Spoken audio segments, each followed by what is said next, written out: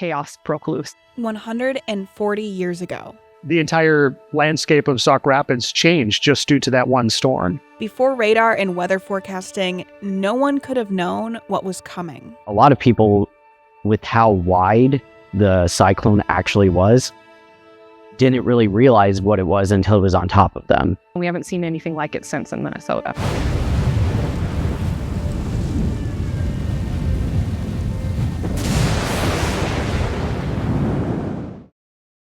April 14th, 1886, it was the deadliest tornado in Minnesota history. Ben Derry's life revolves around the weather. He's a meteorologist at KARE 11 and studies the major weather events in our state's past. A tornado is a violently rotating column of air that typically comes from supercell thunderstorms.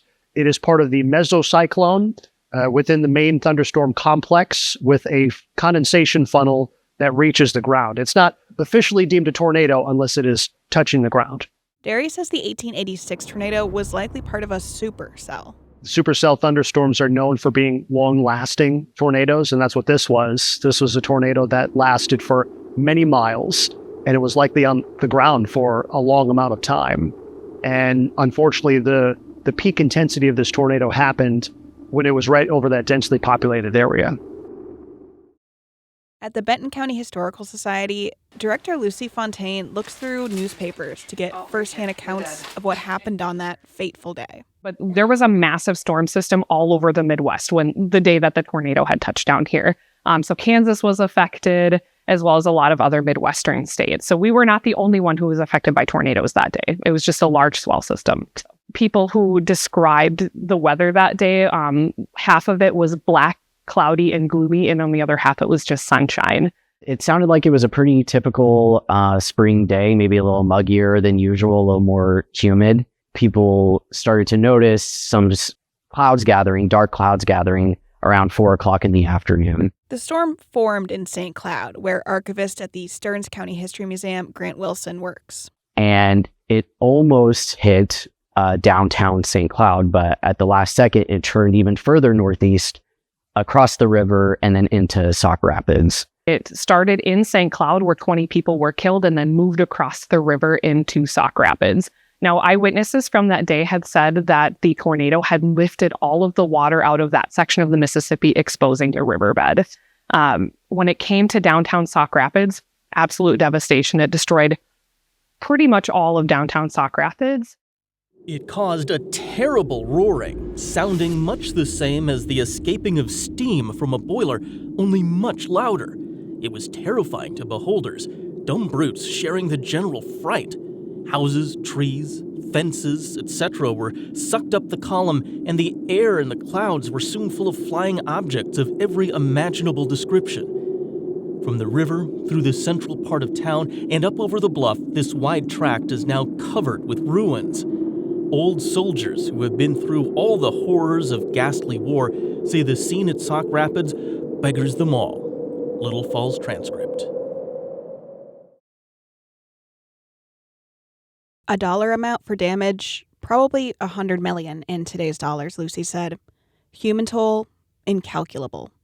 Especially for one family just north of Sauk Rapids and Rice. For them, April 14th was supposed to be the happiest day of their lives. That morning in Rice, there was a wedding. About 35 people had attended this wedding. 14 members of that wedding party were killed, including the groom, the bride's mother, and the bride's brother. And she only escaped with minor injuries. People were hit with these tornadoes without warning, literally without warning. You would see this dark cloud, this wall of wind approaching, and you would have very little time to react. And that's a scary time to be alive. Meanwhile, in Sauk Rapids, a city once the epicenter of central Minnesota, now had just 2 buildings left standing. One of them today is the Benton County Historical Society. This building right here was turned into a makeshift hospital for 2 days. The Stanton family had opened up their home after realizing that the building was left pretty much unscathed, except for a few foundation cracks. So it was turned into a makeshift hospital, and that's the instance in a lot of areas in Benton County. It was just taking care of the living and the injured, which was over 200, and then identifying the dead victims, which was over 72 in all. She says the wounded were quickly attended to. people from all over town searched the rubble for survivors, and the dead were lined up in the streets. If your loved one was missing, you'd go there to see if they were in the line. There was a gentleman here who was a very prominent local, and he had 4 children at the time. 2 of those children were killed in the tornado. One of them was killed saving her baby brother. So she took the baby, ran outside, and tried running to a neighbor's house, and she was impaled by a board, causing severe catastrophic damage. She made it to the house where she saved her baby brother, and then she passed away. In real time that day, newspaper reporters covered the storm. What's really interesting is on April 14th, that was the publication date for the St. Cloud Times, and they somehow managed to fit in about 6 inches of newsprint on the tornado. It was kind of in the present tense. While the Times was being printed today, a cyclone struck the city from the southwest, which is pretty incredible that with the technology of the time, they were able to throw together even a short amount of information about what was happening right as they were publishing the newspaper. But the next day, they ran an extra issue on the cyclone and the damage that it caused.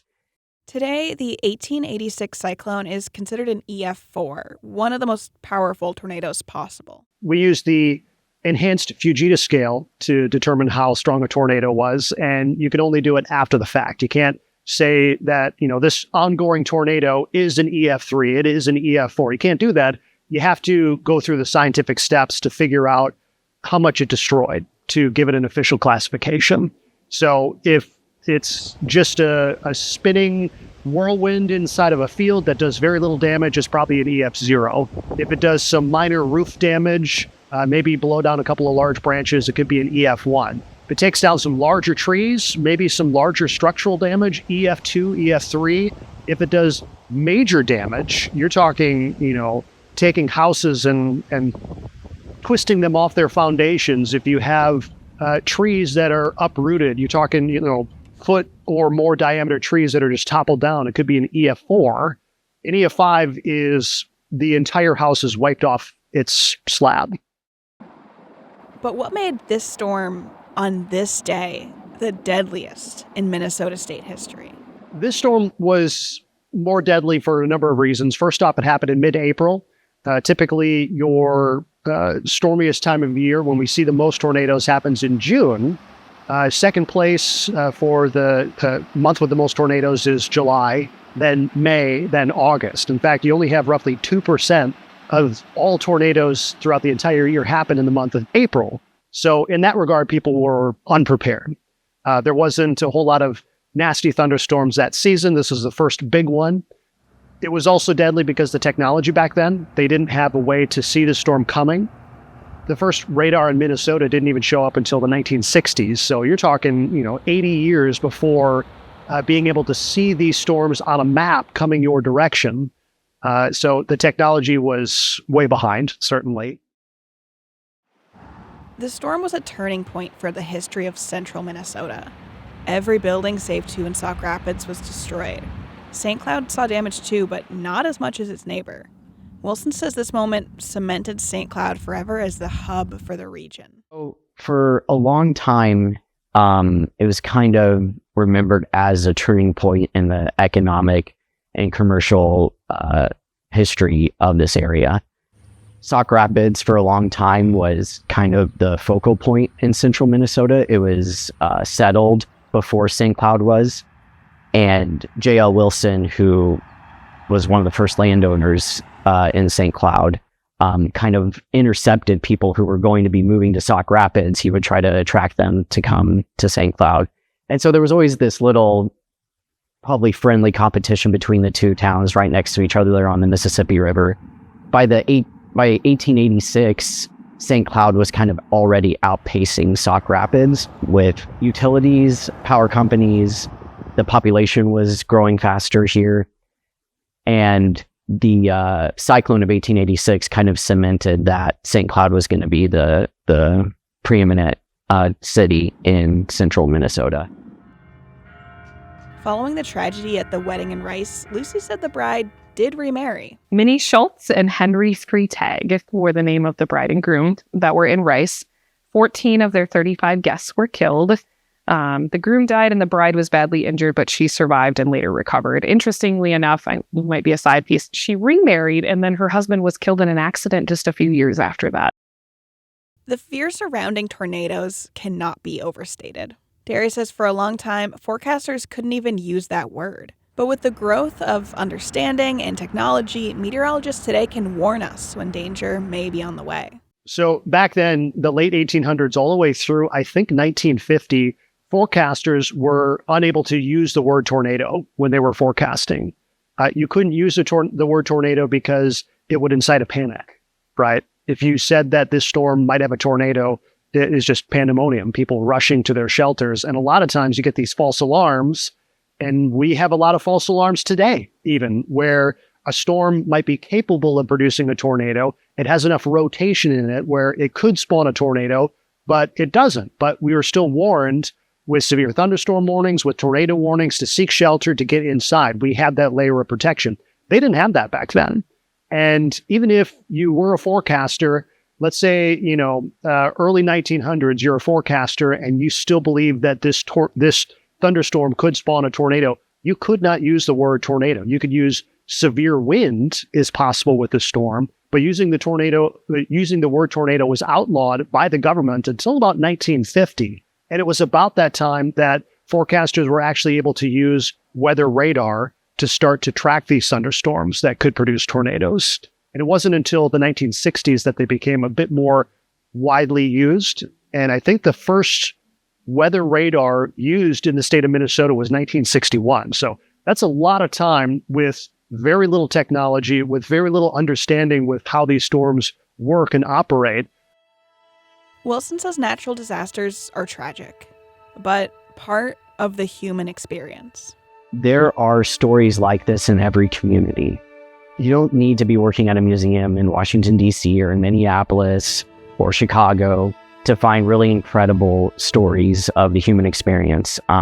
Plenty of local historical societies are preserving really important history.